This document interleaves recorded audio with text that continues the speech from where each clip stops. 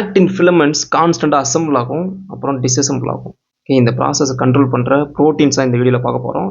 First protein ப்ரொஃபிலின்ற protein. ப்ரொஃபிலின்ற protein என்ன பண்ணுன்னா ஏடிபி ஜி ஆக்டினில் பைண்ட் ஆகிட்டு இந்த ஏடிபி ஃபார்மில் இருக்க மோனோமரை ஏடிபியை கன்வெர்ட் பண்ணும். இப்போ ஏடிபி ஜி ஆக்டின் எங்கே போகும்னா ப்ரொஃபிலின் எடுத்துகிட்டு போயிட்டு ப்ளஸ் எண்டு கொடுக்கும்.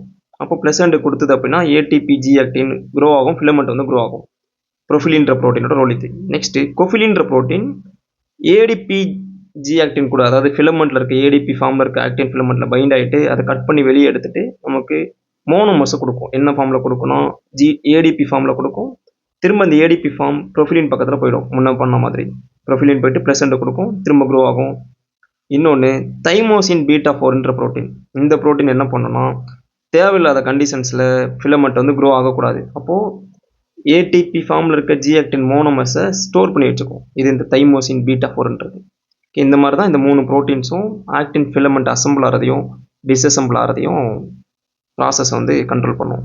இங்கே கொஃபிலின்றது என்ன பண்ணும்? டீபாலிமரைஸ் பண்ணும். ப்ரொஃபிலின் வந்து ப்ளஸ் எண்டில் பாலிமரைஸ் பண்ணும். ஓகே, இந்த மாதிரி அடுத்தடுத்த டாபிக்ஸ் நிறைய பார்ப்போம். உங்களுக்கு எதனா டாபிக்ஸ் வேணும் அப்படின்னா கமெண்ட் பண்ணுங்கள், நம்ம அடுத்த வீடியோவில் பார்ப்போம். தேங்க்யூ.